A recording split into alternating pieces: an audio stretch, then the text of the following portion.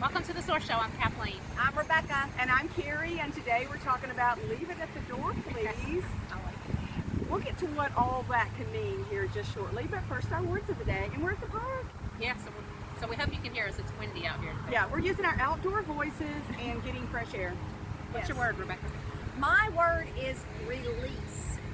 And yes, I have been going through a whole lot of stress, not bad stress, good stress, but it can still be taxing on your body, a lot going on.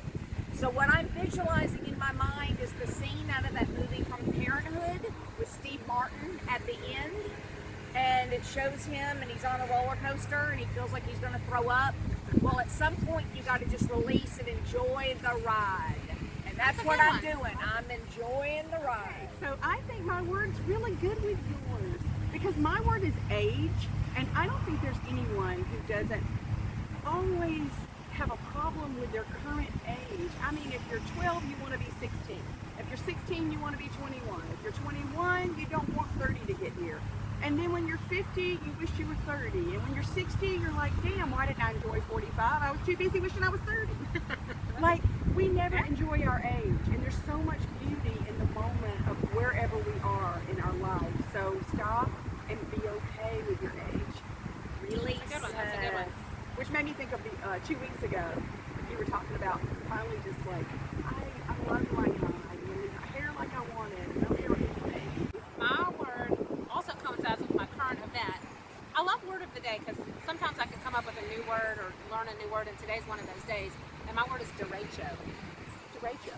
Derecho. Do you Derecho? Dr. Womack? No, derecho.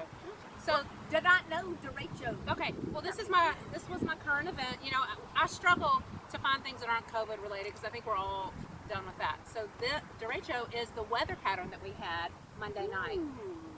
So it's a I don't know, I thought it was they were talking about it on the news. I think it was Al Roker. I'm like, I don't know that word. So I looked it up.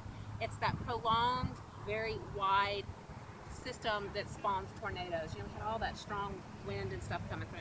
So apparently it's a thing. It started in Nebraska, came 770 miles all the way down through Nashville. Derecho. So Who it's knew? a weather system. So It's a weather. fun fact. Let's do that first. Yes, fun fact. I got trash. If you're looking for a different way to get rid of your kidney stones, fun fact. I thought you were gonna say our kids. Yes, no. Riding a roller coaster. They did a research study to where they couldn't understand why 64% of people after riding a certain roller coaster at Walt Disney World immediately passed their kidney stone.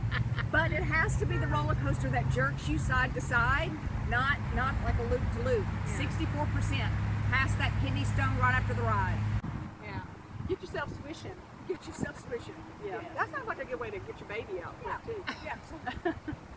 Fun fact. Yeah. Yeah, I like it. So you did the roller coaster for your word and Yes, and the fun fact. that's our words, that's our fun fact and our current event, which was also the word of the day for Kathleen. So we're going to talk about leave that at the door, please.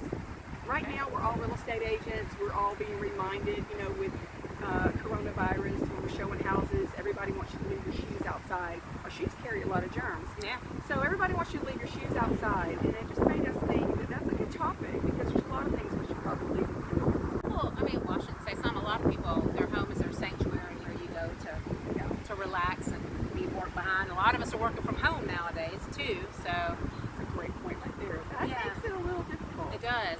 It's good to have a space dedicated to work. I know they always say that when they're talking about home organization, but You know, working from home is going to probably stick with us. It'll be like the toothpaste you can't put back in the tube, perennial. So that's going to be a thing. Wow. Think of all the people who use their ride home to de-stress before they get home. And you don't have that ride anymore. I've got a friend of mine that visually, she needs something visual, and after she leaves her home office, she literally acts like she's taking off a coat and hanging it up, and that's her time that I'm separating work and going into family. There's going to be things going on in your life all the time. And when you come home to your spouse, he has things too, and you do want to talk about it. To me, David is the best person to talk about things I go through that I can't always talk about with other people. So I would think, this is probably advice from a professional, is to have a designated 30 minutes. yeah. where you do vent about things like that. But yeah, taking those troubles home can be stressful at home, especially if you're already in a stressful home situation. Yeah, I'm not so good about doing the home office, but we have created our little backyard oasis. We've got a hot tub, and Mike just put up a pool. We have our patio and our grill, so we go outside, and it feels like a mini vacation because we get in the water, grill outside, have a cocktail on the patio. That's a great point. Yes, nice.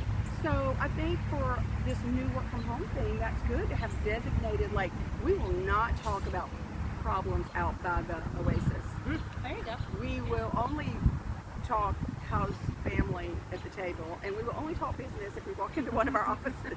I mean, that's a great way to separate it. It is. Don't you think? Yeah. And the same thing, I don't think you should take your personal problems to work. Because while you want to vent, everybody has problems, so they don't want to hear yours either.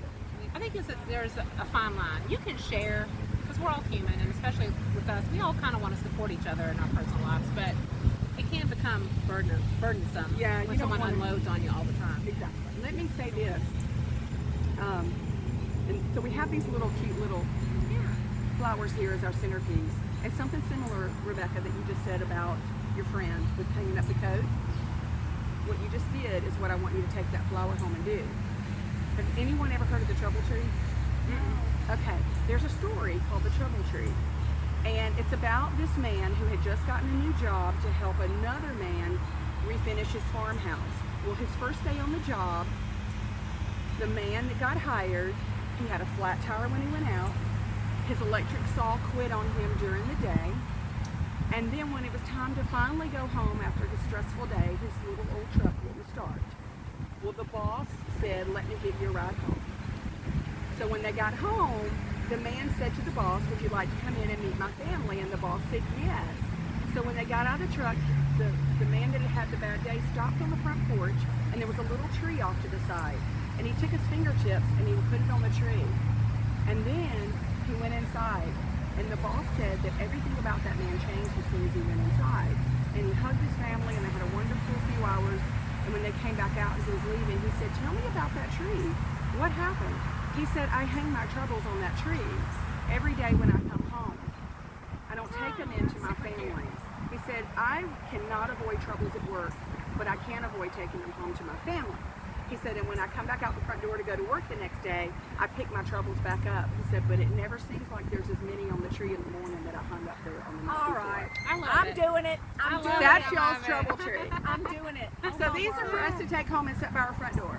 Very cute. Now, very cute. when you go home, and this goes all together, somebody mentioned this at the beginning of this segment. What do you leave at the door? Your shoes. I have not worn my shoes in my house in 20 years. Oh my goodness. 20 years. And we know it's a lot of part of the Asian cultures, different cultures. It's for cleanliness. I studied this when I got my degree in health science. Every time you walk through your house with shoes, you have over 400,000 bacterias on the bottoms of your feet. 96% of them have a chloroform that is associated with poop right through your house. And 24% of those is poop that can make you have digestive problems, all kinds of issues. So clean your floors, take your shoes off, and I did too. don't wear your shoes in the house. That's just nasty. That's just nasty. That's just nasty. And you think about that, y'all, the next time that your little infant's crawling on the floor, licking the floor. Okay, so let me ask you. Yes. All your shoes, because we know you're a well-dressed lady.